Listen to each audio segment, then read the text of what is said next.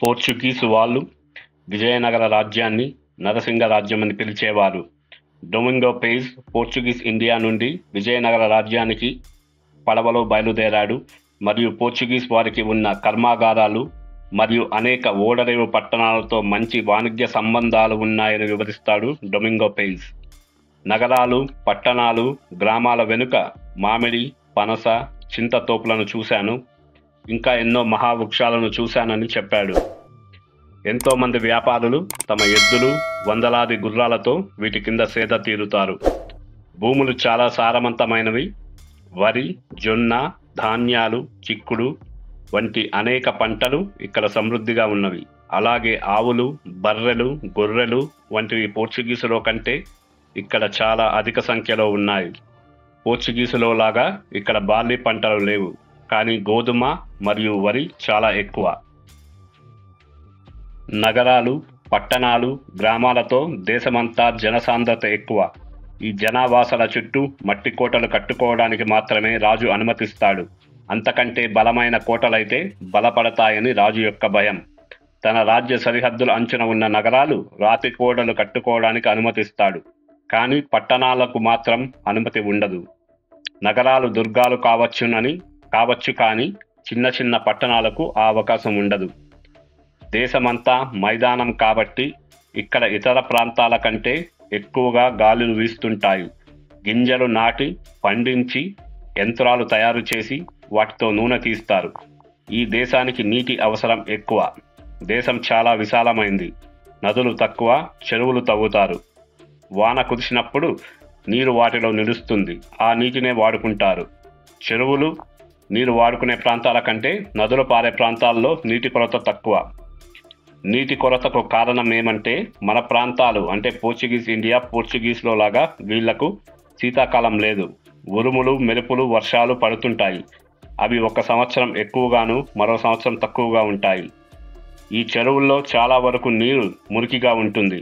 ముఖ్యంగా నదులు లేని ప్రాంతాల్లో బలమైన గాలులు, ఈ ప్రాంతంలో ఎక్కువగా ఉండే దుమ్ము దీనికి కారణం. ఇవి ఏ కాలంలోనూ నీటిని స్వచ్ఛంగా ఉండనివ్వవు. పైగా ఆవులు, బర్రెలు, ఎద్దులు, మేకలు, గొర్రెలు మొదలైన పశువులన్నీ ఈ చెరువులోని నీళ్లు తాగుతూ స్నానములు చేస్తుంటాయి. అందువలన ఈ నీళ్లు చాలా దుమ్ముతో కూడి ఉంటాయి. ఈ ప్రాంతంలో ఆవుల్ని, ఎద్దుల్ని కోయరు అన్న విషయం చాలా ముఖ్యంగా గుర్తుంచుకోవాలి. ఎద్దులు గుర్రాల్లా బరువులు మోసే జంతువులు. సరుకుల రవాణాకు ఉపయోగిస్తారు. వీళ్ళు ఆవుల్ని పూజిస్తారు. రాతితో కట్టిన దేవాలయాలు ఇక్కడ చాలా ఉన్నాయి. ఆంబోతులను కూడా పూజిస్తారు. ఈ దేవాలయాలకు ఆంబోతులను దానం చేస్తారు. ఇవి నగరమంతా యథేచ్ఛగా తిరుగుతూ ఉంటాయి. వీటికి ఎవరూ ఎటువంటి హాని చేయరు. ఈ దేశంలో గాడులు ఎక్కువగానే ఉన్నాయి, కానీ అవి ఆకారంలో చిన్నవి. బట్టలు ఉతికే వాళ్ళు బట్టలు మోయడానికి మాత్రమే వీటిని ఉపయోగిస్తారు. అదే వీటి ప్రధాన ప్రయోజనం. నరసింగ రాజ్యానికి తూర్పున ఒరియా రాజ్యం ఉంది, ఉత్తరాన దక్కన్ రాజ్యం ఉంది. గోవాకు ఆదిల్ షాకు శత్రుత్వం ఉంది. గోవా రాజ్యం ముందుగా ఆదిల్ షా కంట్రోల్లో ఉండేది. దాన్ని పోర్చుగీసు వారు అతని నుండి లాక్కున్నారు. నేను పేర్కొన్న ఒరియా రాజ్యం బెంగాలు సరిహద్దు వరకు విస్తరించి ఉంది. విజయనగర రాజ్యం కంటే ఇది పెద్దదని అంటుంటారు. విజయనగరానికి, ఒరియా రాజ్యానికి ఎప్పుడూ తగాదాలు ఉన్నాయి. ఇక్కడ రాతితో కట్టిన దేవాలయాలను ఎన్నో చూడవచ్చు. వీటిలో వీళ్ళు పూజించే విగ్రహాలు ఉంటాయి. ఆ విగ్రహాలు అనేక రకాలుగా ఉంటాయి. కొన్నిటిలో స్త్రీలు, కొన్నిటిలో పురుషులు, కొన్ని చోట్ల ఎద్దులు, కోతులు ఏవైనా కావచ్చు. కొన్నిటిలో ఒక గుండని రాయి మాత్రమే ఉంటుంది. శివలింగం గురించి చెప్తున్నాడు డొమింగో పెయిస్. దార్చాలోని ఈ గుడిలో విగ్రహం శరీరం మనిషిది. ముఖం, దంతాలు తొండంతో ఏనుగులాగా ఉన్నది. రెండు వైపులా 3 చేతులున్నాయి. 4 చేతులు అప్పటికే విరిగిపోయాయని, మొత్తం విరిగిపోయినప్పుడు ప్రపంచం నాశనం అయిపోతుందని చెప్తారు. వాళ్లకు ఈ విషయంలో దృఢమైన విశ్వాసం. భవిష్యవాణిగా దీనిని పరిగణిస్తారు. విగ్రహానికి రోజు నైవేద్యం పెడతారు. దేవుడు దీన్ని భుజిస్తాడని చెప్తారు. ఆయన నైవేద్యం భుజిస్తూ ఉండగా ఆయన ముందు స్త్రీలు నాట్యం చేస్తారు. వాళ్ళు ఆయనకు నైవేద్యం, తదితర భోగాలు సమర్పిస్తారు. ఈ స్త్రీలు దేవాలయం యొక్క సొత్తు. వీరికి పుట్టిన బాలికలు కూడా దేవాలయానికే చెందుతారు. ఈ స్త్రీల నడవడి మంచిది కాదు. నగరంలోని మంచి వీధుల్లో నివసిస్తారు. అన్ని నగరాల్లోనూ ఇలాగే ఉంటుంది. వీళ్లకు చాలా గౌరవం ఉంటుంది. సామంతుల భార్యలతో సమానంగా గౌరవిస్తారు. ఏ మర్యాదస్తుడైనా వీరి ఇంటికి వెళ్ళవచ్చు. వారికి ఎటువంటి గౌరవ భంగము కలగదు. ఈ స్త్రీలు రాణుల ముందుకు కూడా వెళ్తారు. వారి సమక్షంలో వారితో పాటు కూర్చుని తాంబూలం సేవిస్తారు. ఏ హోదా వ్యక్తికైనా మరొకరికి ఇది సాధ్యం కాదు. ఇక్కడ తమలపాకు ఎక్కువగా తింటారు. తమలపాకు ఒక మూలిక. ఎప్పుడూ తాంబూలం నములుతూనే ఉంటారు.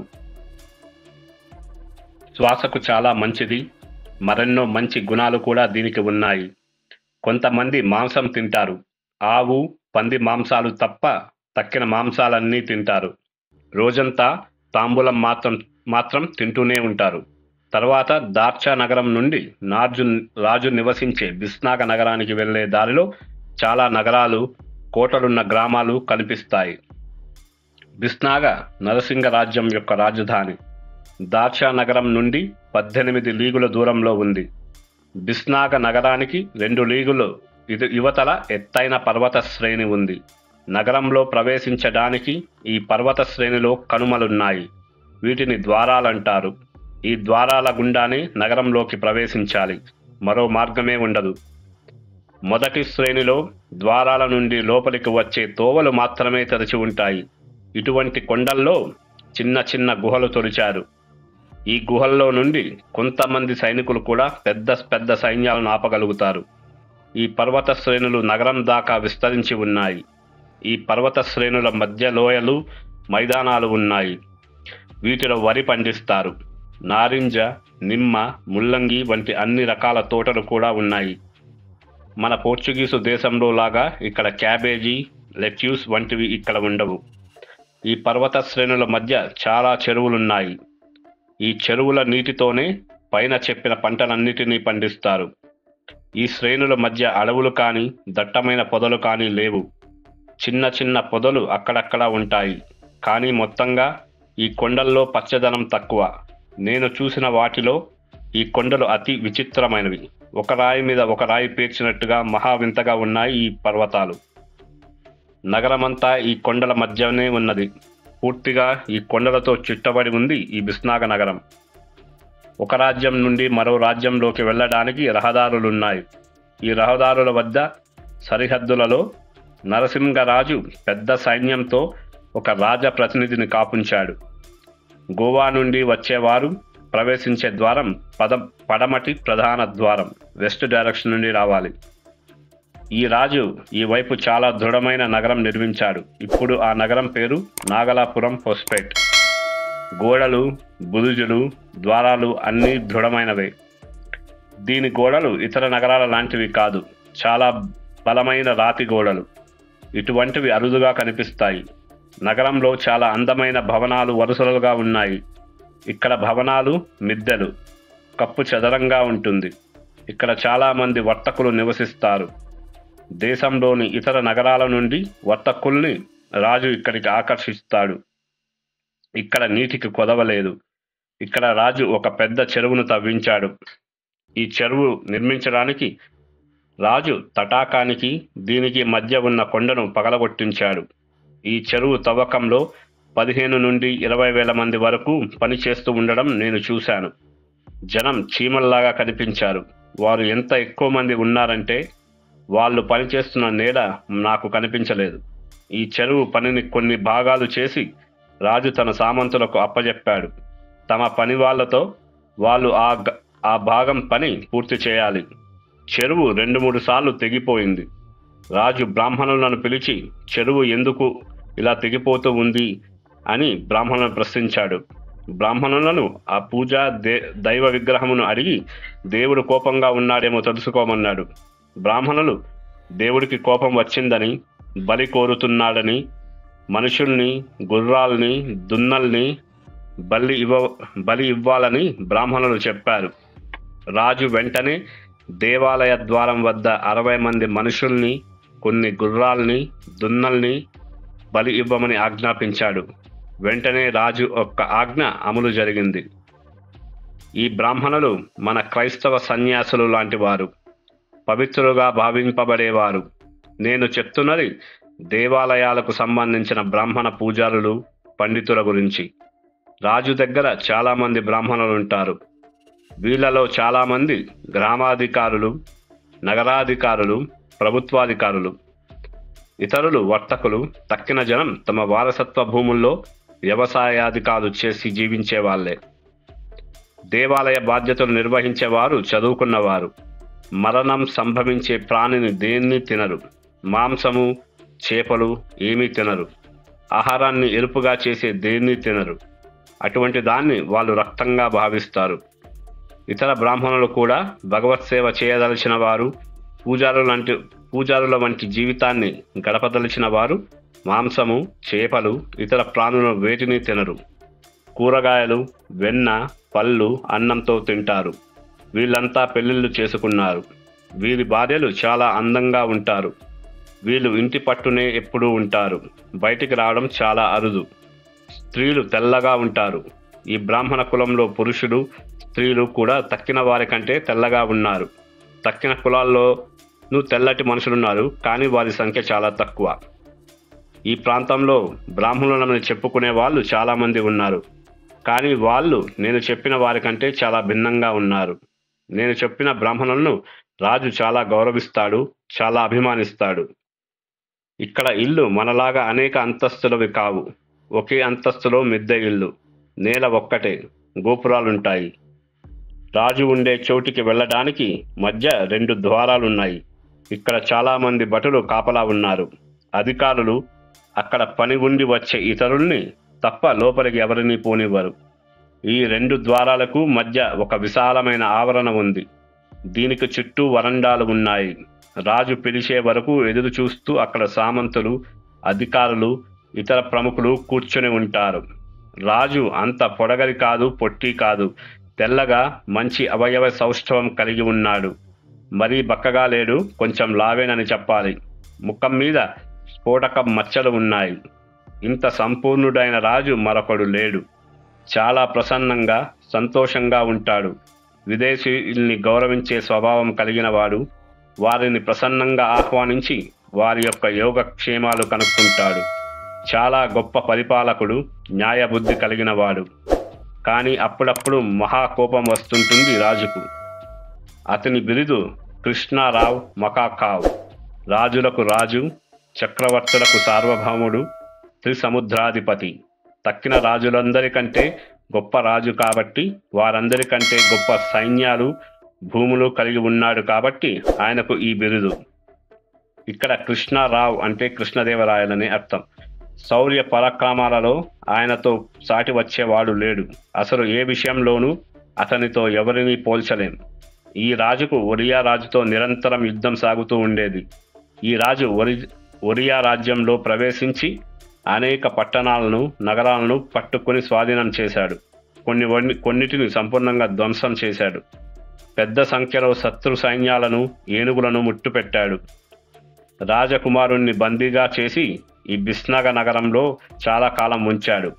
ఆ గజపతి యొక్క రాకుమారుడు ఇక్కడ బిస్నగలోనే చనిపోయాడు. ఈ రాజుతో సంధి చేసుకొని శాంతి కోసం ఒరియా గజపతి రాజు తన కుమార్తెనిచ్చి కృష్ణదేవరాయలకి వివాహం చేయించాడు. ఈ రాజుకు చట్టబద్ధంగా వివాహమాడిన భార్యలు 12 మంది ఉన్నారు. వీరిలో పట్టమహిషులు 3. ఈ 3 కుమారులు రాజ్యానికి వారసులు. ఇతర భార్యల కుమారులు వారసత్వంకి పనికిరారు. ఒక్కడే కొడుకు ఉంటే అతను ఏ భార్య కొడుకైనా అప్పుడు వారసుడు కావచ్చు. ఈ పట్టమహిషుల్లో ఒకడు ఒరియా గజపతి యొక్క రాజకుమారుడు, రాజకూతురు. తక్కిన వారు ఈ సామంతుడైన శరంగపతిరావు రాజు కుమార్తెలు, మైసూరు రాజు. ఇంకొక భార్య భోగం స్త్రీ. కృష్ణదేవరాయలు యవ్వనంలో ఆయన యొక్క ప్రియురాలు. రాజు తను రాజు అయినప్పుడు ఆమెను వివాహమాడుతానని మాట ఇచ్చాడు. ఆ విధంగా కృష్ణదేవరాయలు ప్రేమించిన ఆవిడ రాణి కూడా అయింది. భార్యలకు వారి వారి ప్రత్యేకంగా భవనాలు ఉన్నాయి. ప్రతి ఒక్క పట్టమహిషి అయిన రాణికి ప్రత్యేకంగా చెలికత్తెలు, దాసీలు, రాణివాస అధికారిణులు, స్త్రీ రక్షక భటులు, అవసరమైన పరివారమంతా ఒక్కొక్క రాణికి సపరేటుగా ఉంటుంది. ఆ రాణులకు రక్షణగా ఉండే యూనిట్లు తప్ప మరే పురుషుడికి ఆ రాణి యొక్క భవనాల్లోకి ప్రవేశం ఉండదు. రాజుగారి సన్నిహితులైన వృద్ధ మంత్రులు తప్ప మరే పురుషుడికి ఆ రాణివాస భవనాల్లోకి వెళ్ళే అవకాశమే ఉండదు. రాణులు బయటికి వెళ్ళేటప్పుడు పల్లకీలలో వెళతారు. ఈ పల్లకీలకు అన్ని వైపులా తెరలు ఉంటాయి. రాణులు ఎవరికీ కనిపించరు. చుట్టూ యూనిక్కులు 3 నుంచి 400 మంది పహారాగా నడుస్తారు ఆ పల్లకి చుట్టూ. ఈ రాణులకు ఒక్కొక్కరికి చాలా పెద్ద మొత్తంలో ధనం ఉంది. ఎన్నో ఆభరణాలు, రత్నాభరణాలు, ఒంటి నిండా ముత్యాలు, వజ్రాల హారాలు ఎన్నో ఉంటాయని మేము విన్నాము. దసరా పండుగ నాడు ఈ చెలికత్తెలు ఆ రాణివాసంలో నివసించే స్త్రీల యొక్క ధనమును, ఆభరణాలు చూసి మేము నిజంగానే విస్తుపోయాము. అంతఃపురం లోపల ఈ చెలికత్తెలతో పాటు 12,000 మంది స్త్రీలు ఉంటారు. వీళ్ళలో కత్తి, డాలు ఉపయోగించే వాళ్ళు, కుస్తీలు చేసే ఆడవారు, కొమ్ములు, బూరలు మరియు ఇతర వాయిద్యాలు వాయించే వాళ్ళు, స్త్రీ బోయీలు, చాకళ్ళు, ఇతర అధికార కార్యకలాపాలు నిర్వహించే స్త్రీలు రాజభవనంలో లాగానే ఉన్నారన్న విషయం మీరు తెలుసుకోవాలి. ఈ ముగ్గురు పట్టపు రాణులకు అంతా సమానంగానే ఉంటుంది. ఆ రాణుల మధ్య ఎటువంటి వైషమ్యాలు, ఈర్ష్య, అసూయలు కలగకుండా ఎటువంటి ఏర్పాట్లు చేశారు రాజుగారు. ముగ్గురు పట్టమహిషులు, మిగతా రాణులు అంతా చాలా కలిసిమెలిసి ఉంటారు. కానీ ఎవరి నివాసం వారికి ప్రత్యేకంగా ఉంటుంది. దీన్ని బట్టి ఈ రాణుల యొక్క అంతఃపుర మందిరాలు, వారి ఆవరణాలు ఎంత పెద్దవో, ఇంతమంది నివసించే వీధులు ఎన్ని ఉంటాయో మీ ఊహకే వదిలేస్తున్నాను. రాజు తన భవనంలో నివసిస్తాడు. తన భార్యలతో, తన రాణులతో ఎప్పుడైనా కలవదలుచుకున్నప్పుడు రాజుకు దగ్గరైనటువంటి ఒక యూనిక్ను అక్కడికి కబురు పంపిస్తాడు. ఆ యూనిక్ రాణి యొక్క అంతఃపురం రక్షక భటులైన మహిళలకు ఈ విషయాన్ని తెలియజేస్తాడు. అప్పుడు లోపల నుండి రాణిగారి చెలికత్తె వచ్చి విషయం తెలుసుకుంటుంది. అప్పుడు రాణి రాజు పిలిచిన చోటికి వెళుతుంది, లేదా రాజే ఆమె వద్దకు వస్తాడు. అది రాజుగారి ఇష్టం. ఈ విషయం ఇంకా ఎవరికీ కూడా తెలియదు. ఈ యూనిక్లలో కొందరు రాజుకు చాలా ఇష్టమైన వారు ఉంటారు. వారు రాజు యొక్క భవనంలోనే రాజుతో పాటు అక్కడే నిద్రిస్తారు. వీళ్లకు జీతం చాలా ఎక్కువగా ఉంటుంది. ఈ రాజు రోజు తెల్లవారక ముందే ఒక క్వార్ట్ నువ్వుల నూనె తాగుతాడు. ఈ నూనె వంటికి పట్టిస్తాడు. నడుముకు గోచి బిగిస్తాడు. మట్టి బరువులు ఎత్తుతాడు. తర్వాత కత్తిసాము చేస్తాడు. శ్రీకృష్ణదేవరాయలు శరీరంలోని నూనె అంతా చెమట రూపంలో బయటికి వచ్చేంత వరకు వ్యాయామం చేస్తాడు. తర్వాత శ్రీకృష్ణదేవరాయలు తన మల్ల యోధులలో ఒకరితో కుస్తీ పడతాడు. ఈ వ్యాయామం తర్వాత గుర్రపు స్వారీ చేస్తాడు. ఆవరణలో అటు నుండి ఇటు, ఇటు నుండి అటు గుర్రాన్ని పరుగులెత్తిస్తాడు. ఇదంతా తెల్లవారే లోపే జరిగిపోతుంది. తరువాత శ్రీకృష్ణదేవరాయలు స్నానానికి వెళతాడు. ఆయన పవిత్రుడుగా, ఆప్తుడుగా భావించే బ్రాహ్మణుడు అతనికి స్నానం చేయిస్తాడు. ఈ బ్రాహ్మణుడు కూడా చాలా సంపన్నమైనవాడు. స్నానం చేసిన తర్వాత తన మందిరంలోని దేవాలయానికి వెళతాడు. అక్కడ ఆచారం ప్రకారం ప్రార్థనలు, పూజలు చేస్తాడు. అక్కడి నుండి వరండా లాంటి భవనానికి వెళతాడు. ఈ భవనంలో చాలా స్తంభాలు ఉంటాయి. వీటికి పైనుండి కింద దాకా వస్త్రాలు వేలాడదీసిబడి ఉంటాయి. గోడలు అందమైన చిత్రాలతో కూడి ఉంటాయి. 2 వైపులా అందమైన స్త్రీ చిత్రాలు 2 చిత్రించి ఉన్నాయి. ఈ భవనంలో రాజు తన రాజ్య వ్యవహారాలను నడుపుతాడు. తన రాజ్యంలోని అధికారులతో మాట్లాడుతాడు. ఇక్కడే ఈ భవనం యందే. ఆయనకు అందరికంటే అభిమాన పాత్రుడైన వ్యక్తి పేరు తిమ్మరసు అనే మహామంత్రి. మొత్తం ఆయన అదుపు ఆజ్ఞలలోనే ఇక్కడ అన్ని పనులు జరుగుతాయి. మహాప్రభువులందరూ కూడా తిమ్మరసును రాజుగారి లాగానే అంతే అభిమానంతో, గౌరవంతో చూస్తారు. వీళ్లతో రాజు సంభాషించిన తర్వాత ద్వారం వద్ద వేచి ఉన్న సామంత ప్రభువులు, సేనానులకు సలాంకు అనుమతిస్తారు. సలాం అనేది ఇక్కడ ప్రతిరోజు జరిగే వ్యవహారం. వీళ్ళంతా ఒక్కసారి లోపలికి ప్రవేశించగానే రాజుకు సలాం చేస్తారు. దూరంగా గోడ పక్కన వరుసగా మొదటగా నిలుచుకుంటారు. ఒకరితో ఒకరు మాట్లాడుకోరు. శ్రీకృష్ణదేవరాయలు అంటే రాజు ముందు తాంబూలం సేవించకూడదు. చొక్కా చేతుల్లోకి తీసుకొని, చేతులు పట్టుకొని, కళ్ళు నేలకేసి దించుకొని చూస్తూ ఉంటారు. రాజు సూటిగా వీరితో మాట్లాడు. మరొక వ్యక్తి ద్వారానే వీరితో మాట్లాడుతాడు. రాజు మాట్లాడదలుచుకున్న వ్యక్తి అప్పుడు కళ్ళెత్తి తనను ప్రశ్నించిన వ్యక్తికి సమాధానం చెప్తాడు. తర్వాత మళ్ళీ తన స్థానంలోకి వెళతాడు. రాజు అనుమతించే వరకు వాళ్ళు అలాగే నిలబడి సెలవివ్వగానే మళ్ళీ సలాం చేసి బయటకు వెళ్తారు. ఈ దేశంలో సలాం అన్నిటికంటే గొప్ప గౌరవం. చేతులు జోడించి తలపై ఎత్తగలిగినంత ఎత్తు పైకెత్తి రాజుకు వీరు నమస్కరిస్తారు. దాన్నే సలాం అంటారు. ప్రతిరోజు రాజుకు సలాం చేయడానికి అందరూ వచ్చి ఖచ్చితంగా సలాం చేసి తీరుతారు. మేము ఈ బిస్నాగర రాజధానికి విజయనగరానికి వచ్చినప్పుడు ఈ రాజు కొత్త నగరంలో ఉన్నాడు. క్రిస్టోవావ్ ది ఫిగ్విరోడోతో మేము పోర్చుగీసు వాసులందరం అతనితో వచ్చిన వాళ్ళమే. పోర్చుగీసు పద్ధతుల్లో చక్కగా వస్త్రాలు ధరించి అలంకరించుకొని శ్రీకృష్ణదేవరాయల దర్శనానికి వెళ్ళాం. శ్రీకృష్ణదేవరాయలు క్రిస్టోవావ్ని చాలా ప్రసన్నంగా ఆహ్వానించాడు. అతని పట్ల చాలా ఆదరంగా ఉన్నాడు. తన సొంత మనుషులను చూసినట్లే చాలా సంతోషించి చాలా అభిమానాన్ని మాకందరికీ చూపించాడు. అతనితో వెళ్ళిన మా అందరినీ ఎంతగానో ఆదరించాడు. మేము రాజుకు ఎంత దగ్గరగా వెళ్ళామంటే ఆయన మమ్మల్ని అందరినీ సృశించాడు. మమ్మల్ని ఎంత చూసినా ఆయనకు తనివి తీరలేదు. అప్పుడు క్రిస్టోవావ్ పోర్చుగీస్ కెప్టెన్ మేజర్ పంపిన లేఖలు, కానుకలు శ్రీకృష్ణదేవరాయలకు సమర్పించాడు. శ్రీకృష్ణదేవరాయలు ఆ కానుకలను చూసి చాలా చాలా సంతోషించాడు. ముఖ్యంగా అనేక వస్తువులతో పాటు క్రిస్టోవావ్ తెచ్చిన సంగీత సాధనాలు ఆయనకు చాలా బాగా నచ్చాయి. శ్రీకృష్ణదేవరాయలు ఎప్పుడూ మేము చూసినప్పుడల్లా తెల్లని బట్టలు ధరించే ఉన్నాడు. ఇవి బంగారు గులాబీలతో అల్లినవి. మెడలో చాలా విలువైన వజ్రాల హారం ధరించాడు. తలపై గలీసియన్ శిరస్త్రాణం లాంటి పెద్ద పర్షియన్ రకమైనటువంటి టోపీని పెట్టుకున్నాడు. వట్టి కాళ్ళతో ఉన్నాడు శ్రీకృష్ణదేవరాయలు.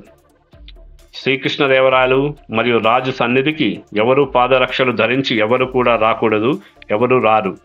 ఎక్కువ మంది చెప్పులు లేకుండానే ఇక్కడ తిరుగుతారు. బూట్లు ప్రాచీన పద్ధతిలో ముందు భాగం మొనదేలి ఉంటాయి. కొన్ని రకాల చెప్పులకు అడుగులే తప్ప పైభాగంలో దాదాపు ఏమీ ఉండదు.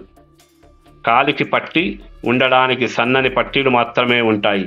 ప్రాచీన కాలంలో రోమన్లు ధరించే పాదరక్షకులు లాంటివే ఈ పాదరక్షలు కూడా. క్రిస్టోవావ్ను పంపించే ముందు రాజు అతనికి ఒక జరీ కుర్తాను, తాను ధరించిన కుల్లాయి లాంటి కుల్లాయి కూడా ఒకటి ఇచ్చాడు. ప్రతి పోర్చుగీసుకు అందమైన బొమ్మలల్లిన ఒక వస్త్రాన్ని బహుకరించాడు. ఇది రాజు యొక్క ఆచారం. ఇవి స్నేహానికి, రాజు యొక్క ప్రేమకు గుర్తుగా మాకు ఇచ్చాడు. క్రిస్టోవావ్కు రాజు సెలవిచ్చిన తర్వాత మేము ఈ నగరానికి 1 లీగు దూరంలో ఉన్న బిస్నాగకు మళ్ళీ తిరిగి వచ్చాం. ఆయన మాకు చాలా మంచి విడుదలిచ్చాడు. క్రిస్టోవావ్ చూడడానికి చాలామంది ప్రభువులు, సేనానులు, రాజుగారి తరఫున మనుషులు ఎందరో అక్కడికి వచ్చారు. శ్రీకృష్ణదేవరాయలు క్రిస్టోవావ్ కోసం ఎన్నో గొర్రెలు, కోళ్ళు, వెన్న, తేనె ఇంకా అనేక తినుబండాలను నింపిన పెద్ద పెద్ద పాత్రలను పంపాడు. క్రిస్టోవావ్ వెంటనే వీటిని తనతో పాటు వచ్చిన వారందరికీ, కాలి బంట్లకు అందరికీ దీన్ని పంచాడు. రాజు అతనితో చాలా ప్రసన్నంగా మాట్లాడాడు. పోర్చుగీసు రాజు యొక్క యోగక్షేమాలను అడిగి తెలుసుకున్నాడు శ్రీకృష్ణదేవరాయలు. అవన్నీ తెలుసుకుని చాలా సంతోషించాడు దేవరాయలు. బిస్నాగకు తిరిగి వచ్చేటప్పుడు మార్గం ఒక ఆట మైదానమంత వెడల్పు ఉంది. 2 వైపులా ఇల్లు మరియు అంగళ్ళను చూశాను. ఇక్కడ అమ్మని వస్తువంటూ ఏదీ లేదు. దారి పొడుగున 2 వైపులా రాజు చెట్లను నాటించాడు. నడిచే వారికి నీడ కోసం ఇవి చాలా ఉపయోగపడతాయి. ఇక్కడ రాజు చాలా అందమైన రాతి గుడి ఒకదానిని కట్టించాడు. సేనానులు, ఇతర సామంత ప్రభువులు కూడా సపరేట్గా చాలా గుళ్ళను కూడా కట్టించారు. బిస్నాగ నగరంలో ప్రవేశించాలంటే నగర ద్వారాల ద్వారా ప్రవేశించాలి. మొత్తం నగరం చుట్టూ గొప్ప రాతి గోడ ఉంది. ఇది చాలా బలమైన, విశాలమైన గోడ. ప్రస్తుతం అక్కడక్కడ కొద్దిగా దెబ్బతిని ఉంది. ఈ గోడ లోపల మళ్ళీ అనేక ప్రాకారాలు ఉన్నాయి. మనిషి ఛాతీ వరకు వచ్చేంత ఎత్తు రాళ్ళు పాతి ఉంచారు. ఈ మొదట వలయానికి, నగర ద్వారానికి మధ్య చాలా దూరం ఉంది. ఈ మధ్య ప్రదేశంలో వరి పొలాలు, ఇతర తోటలు ఉన్నాయి. నీరు సమృద్ధిగా ఉంది. ఈ నీరు 2 చెరువుల నుండి వస్తుంది. ఇక్కడ పండ్ల తోటలు, ఒక చిన్న కొబ్బరి తోట, ఇల్లు చాలా ఉన్నాయి. మొదటి ద్వారం ఉన్న గోడ మొత్తం నగరం చుట్టూ ఉంది. ముందుకు వెళితే మరొక గోడ, మరో 2వ ద్వారం మనకు కనిపిస్తాయి. ఇది కూడా నగరం చుట్టూ ఉంది. ఇక్కడ నుండి రాజభవనం వరకు అన్ని వీధులు ఇళ్ల వరుసలే. చాలా అందమైన ఇల్లులు ఉన్నాయి. సేనానులు, సామంతులు, ధనికులు, ఇతర ప్రముఖుల ఇల్లు. ఈ ఇళ్ల మీద మనోహరమైన చిత్రాలు, శిల్పాలు, అలంకరణలు మనసును చాలా ఆకర్షించుతాయి. ప్రధాన వీధి గుండా వెళితే ఒక ప్రధాన ద్వారం వస్తుంది. ద్వారం లోపల రాజమందిరం ముందు విశాల ప్రాంగణం ఉంది. ఈ రాజప్రాసాదం చుట్టూ చాలా బలమైన గోడ ఉంది. చాలా భవనాలకు ఇటువంటి గోడలు ఉన్నాయి. ఈ గోడ లోపలి విశాలమైన స్థలం లిస్బన్ భవనం మొత్తం కంటే కూడా చాలా పెద్దది. ఇంకా ముందుకు వెళితే తర్వాతి ద్వారానికి 2 ద్వారాలు ఆనుకొని ఉన్నాయి. 2 వైపులా 2. వీటిలో ఒకదాని వాకిట రోజు ఎన్నో గొర్రెలను బలి ఇస్తారు. ఇక్కడ తప్ప నగరంలో మరెక్కడా హిందువుల కోసం కానీ, అంగడిలో అమ్మటానికి కానీ గొర్రెలను చంపరు. అమ్మాల్సిన ప్రతి గొర్రె ముందుగా ఈ గుడి ముందరే బలి ఇవ్వడం జరుగుతుంది. వాటినే తీసుకుపోయి మాంసం తర్వాత విక్రయిస్తారు. ఇదే ప్రప్రదమైన చోటు బలులు ఇవ్వడానికి. ఇక్కడ బలి ఇచ్చిన గొర్రెల రక్తం ఆలయంలోని విగ్రహానికి నైవేద్యంగా పెడతారు. తలలు దేవుడికే వదిలిపెడతారు. ప్రతి గొర్రెకు ఒక శాఖో అంటే ఒక చక్రం చెల్లిస్తారు. ఈ పశుబలి దగ్గర ఒక జోగి ఉన్నాడు. అతను ఈ గుడికి అధికారి అన్నమాట. గొర్రె తల నరకగానే ఈ జోగి దేవుడు ఆ బలిని స్వీకరించినందుకు గుర్తుగా ఒక కొమ్మును గట్టిగా ఊదుతాడు. ఈ ఆలయాలకు సమీపంలో ఒక విజయరథం ఉంది. దీని మీద ఎన్నో శిల్పాలు చెక్కి ఉన్నాయి. ప్రతి సంవత్సరం ఒక పండుగ రోజు దీని నగర వీధుల్లో తిప్పుతారు. ఇది చాలా పెద్దది, మూలల్లో తిరగలేదు. కాబట్టి అది తిరగగలిగిన వీధుల్లో మాత్రమే ఆ మహారథాన్ని తిప్పుతారు. ఇంకా ముందుకు వెళితే ఒక విశాలమైన మనోహరమైన వీధి వస్తుంది. నేను ఇంతకుముందు వర్ణించిన అందమైన ఇల్లు, వీధులు ఇక్కడ ఉన్నాయి. ఈ ఇల్లు భరించగలిగిన స్థాయి ధనవంతులను గుర్తుంచుకోవాలి. ఈ వీధిలో చాలామంది వర్తకులు ఎక్కువగా నివసిస్తారు. ఇక్కడ అన్ని రకాల కెంపులు, వజ్రాలు, పచ్చలు, ముత్యాలు, సన్న ముత్యాలు, వస్త్రాలు, భూమి మీద లభించే ప్రతి వస్తువు, నీవు కొనదలుచుకున్నది ఏ వస్తువైనా ఇక్కడ దొరుకుతుంది. ప్రతి సాయంకాలం అక్కడ పెద్ద సంత జరుగుతుంది. అక్కడ సాధారణ గుర్రాలు, గుర్రపు తట్టులు, నారింజ, నిమ్మ, ద్రాక్ష వంటి అన్ని రకాల పండ్లు, కర్ర సామాను, అన్ని రకాల వస్తువులు విస్తారంగా అమ్ముతారు. ఈ వీధి చివర మరొక గోడ మరియు ద్వారం ఉన్నది. ఈ గోడ నేను ముందు చెప్పిన 2వ ద్వారం గోడకు కలుస్తుంది. రాజప్రసాదం గోడతో కూడా కలిపి నగరానికి 4 కోటలున్నాయన్నమాట. ఈ ద్వారం దాటి ముందుకు వెళితే మరొక వీధి వస్తుంది. ఈ వీధిలో వృత్తి కళాకారులను ఎక్కువగా ఉంటారు. ఇక్కడ అనేక రకాల వస్తువులు అమ్ముతారు. ఈ వీధిలో 2 చిన్న దేవాలయాలు కూడా ఉన్నాయి. ఈ నగరం అంతా ప్రతి వీధిలోనూ ఒక గుడిని మీరు చూడవచ్చు. ఈ గుడిలు భిన్న భిన్న సంఘాలకు చెంది ఉన్నాయి. వృత్తి సంఘాలు, శ్రేణులు, ప్రధాన దేవాలయాలు నగరం వెలుపలే ఉన్నాయి. ఈ వీధిలో క్రిస్టోవా విడిది ఇక్కడే మాకు ఇవ్వడం జరిగింది. క్రిస్టోవాతో పాటు వచ్చిన పోర్చుగీసులందరూ కూడా ఈ వీధి అందే ఉన్నాము. ప్రతి శుక్రవారం ఇక్కడ పెద్ద సంత జరుగుతుంది. పందులు, కోళ్ళు, ఎండు చేపలు, ఇంకా దేశంలో ఉత్పన్నమయ్యే వస్తువులన్నీ, వాటి పేర్లు కూడా నాకు తెలుగు. ఇలాంటివి చాలా ఇక్కడ అమ్ముతారు. వీటన్నిటిని సజీవ రూపంలోనే అమ్ముతారు. ఈ విధంగా నగరంలో మరి ఇంకెన్న చోట్ల కూడా ప్రతిరోజు సంత జరిగి తీరుతుంది. ఈ నగరంలో ప్రతి జాతికి, దేశానికి చెందిన, ప్రపంచకి సంబంధించిన అన్ని రకాల వారిని కూడా ఇక్కడ చూడవచ్చు. ఇక్కడ జరిగే గొప్ప వ్యాపారమే వీరందరినీ ఇక్కడ ఉండడానికి కారణం.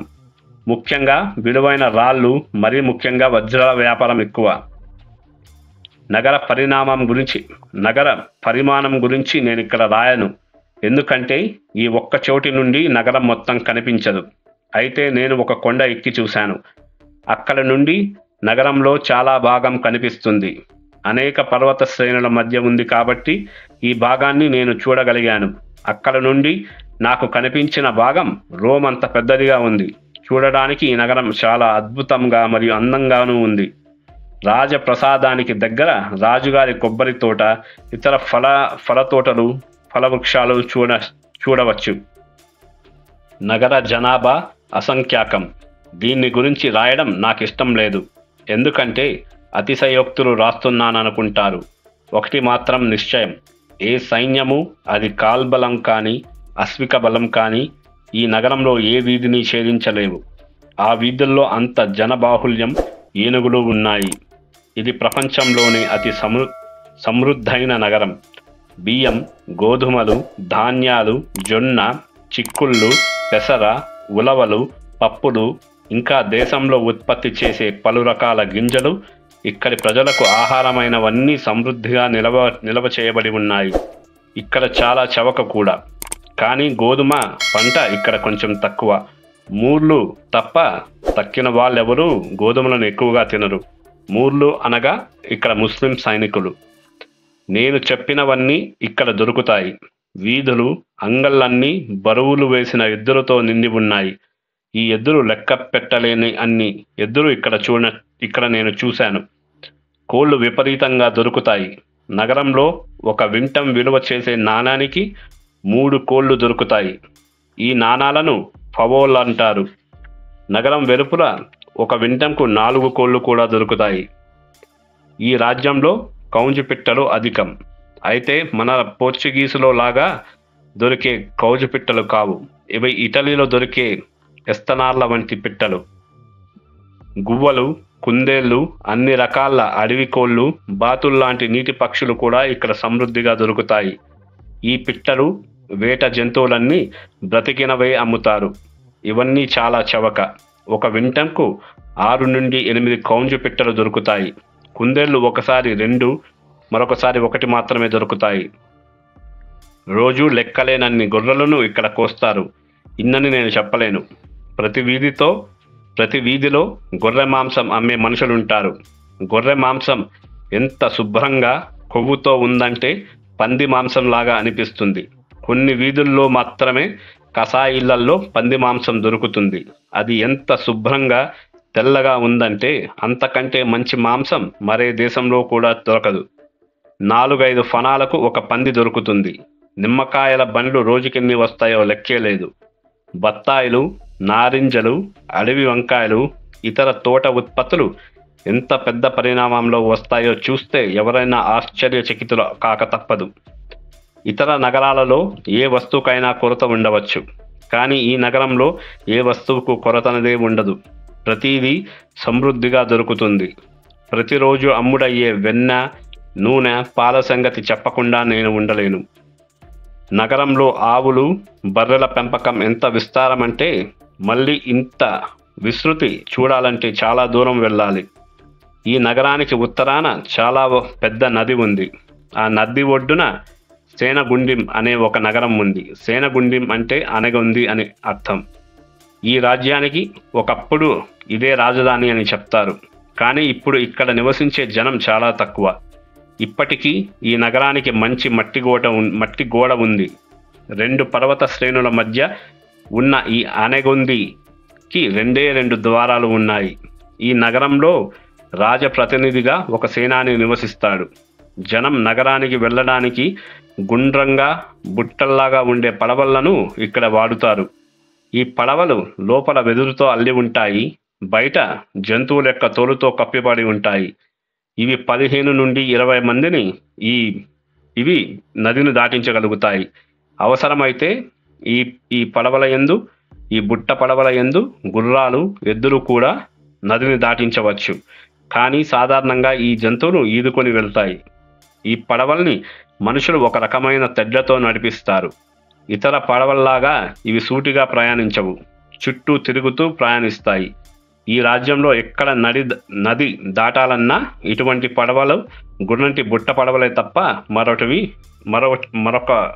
దొరకవు. ఉత్తరం వైపు నగర ద్వారాలకు వెలుపల 3 చాలా అందమైన దేవాలయాలున్నాయి. వీటిలో ఒక దేవాలయం బిట్టల దేవాలయం. ఇది నగరానికి ఎదురుగా ఉంది.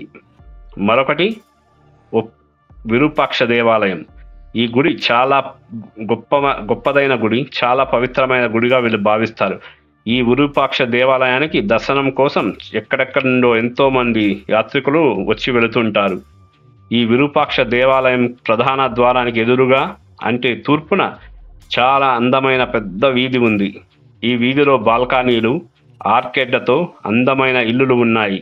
యాత్రికులకు ఇవి నివాసాలు. ఉన్నత వర్గాల వారికి ఇల్లు ఇక్కడ చాలా ఉన్నాయి.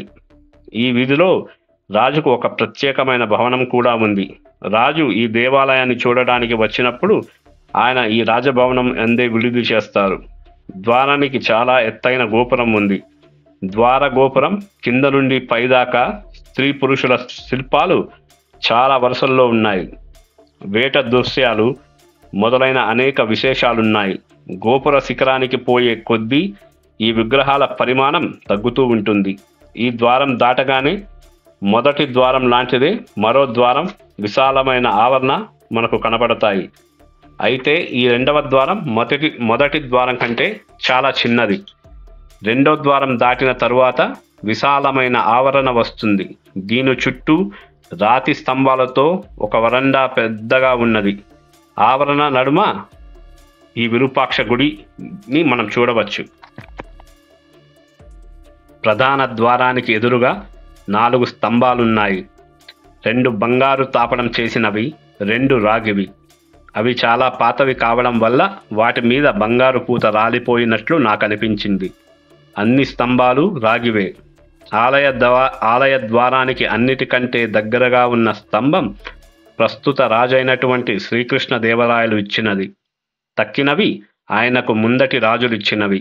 దేవాలయ ద్వారం బయటి వైపు అంతా కప్పుదాకా రాగి తాపడం చేసి ఉంది. బంగారు నీరు ఎక్కించారు. కప్పు 2 వైపులా పైన పులులాగా కనిపించే 2 గొప్ప జంతువుల బొమ్మలు ఉన్నాయి. ఇవి కూడా బంగారు పూత పూసినవే. దేవాలయంలోకి ప్రవేశించగానే దేవాలయ స్తంభాలన్నింటికీ చిన్న రంధ్రాలుండడం చూస్తాము. వీటిలో నూనె దీపాలుంటాయి. ప్రతి రాత్రి ఈ దీపాలను వెలిగిస్తారు. దాదాపు 2000 నుంచి 3000 దీపాలున్నాయని చెబుతారు. ఈ విగ్రహం దాటిన తర్వాత మరో చిన్న గుడిలోకి ప్రవేశిస్తాం. ఇది చర్చ్ క్రిప్ట్ లాగా ఉన్నది. దీనికి 2 వైపులా 2 ద్వారాలున్నాయి. అక్కడ నుండి ఈ భవనం ఒక చాపెల్లాగా కనిపిస్తుంది. ఇక్కడ వీళ్ళు పూజించే విగ్రహం ఉన్నది. దాని దగ్గరకు పోవాలంటే మధ్యలో 3 ద్వారాలున్నాయి. విగ్రహం ఉన్న చోటికి సూర్యకాంతి రాదు. ఎప్పుడూ దీపాలు వెలిగించి ఉంటుంది. మొదటి ద్వారం వద్ద ద్వారపాలకులున్నారు. వీళ్ళు పూజారి బ్రాహ్మణులను తప్ప ఎవరిని లోపలికి పోనివ్వరు. వాళ్ళకి నేను ఏదో ఇచ్చాను కాబట్టి నన్ను వాళ్ళు వదిలిపెట్టారు. ద్వారానికి మధ్య చిన్న చిన్న విగ్రహాలను చూడవచ్చు. ప్రధాన విగ్రహం ఎటువంటి ఆకారం లేకుండా గుండ్రని రాయి లాగా ఉంది. శివలింగం గురించి చెబుతున్నాడు డొమింగో పెయిస్. దీని మీద వారికెంతో భక్తి. ఈ భవనం వెలుపలి వైపంతా రాగి తాపడం చేసి ఉంది. గుడి వెలుపలి వైపు వెనుక నేను ముందు చెప్పిన వరండాలకు సమీపంలో ఒక చిన్న విగ్రహము ఉంది. ఈ విగ్రహం 6 చేతులు కలిగి తెల్ల రాతి విగ్రహం వలె ఉంది. ఒక చేతిలో త్రిశూలం, మరో చేతిలో కత్తి ఉంది. తక్కిన చేతుల్లో పవిత్ర చిహ్నాలు మరియు ముద్రలు ఉన్నాయి. ఆ విగ్రహం యొక్క పాదాల కింద ఒక దున్న ఉంది. మరో పెద్ద జంతువు ఈ దున్నను చంపడంలో సహాయపడుతున్నట్లుగా ఉంది. ఈ దేవాలయంలో ఎప్పుడూ ఒక నేతి దీపం వెలుగుతూ ఉంటుంది. డొమింగో పెయిస్ వివరించిన విగ్రహం మహిషాసుర మర్దిని అయినటువంటి దుర్గాదేవిది. ఈ విగ్రహం చుట్టూ ఇతర చిన్న దేవాలయాలు కూడా ఉన్నాయి. నేను ముందు చెప్పిన ఇతర దేవాలయాలు కూడా ఇట్లానే ఉన్నాయి. అయితే ఇది అన్నిటికంటే చాలా ముఖ్యమైనది, ప్రాచీనమైనది. లోపల చాలా భవనాలున్నాయి. చెట్లను కూడా చూడవచ్చు. ఇక్కడ ఈ బ్రాహ్మణులు తమ కోసం కూరగాయలను పండించుకుంటారు. ఈ దేవాలయాల్లో దేనికి సంబంధించిన ఉత్సవం జరిగినా విజయ రథాల్లో ఊరేగింపు చేస్తారు. చక్రాల మీద ఉండే ఈ రథాలను లాగుతారు. వీటి ముందు నాట్యకర్తలు నాట్యం చేస్తారు.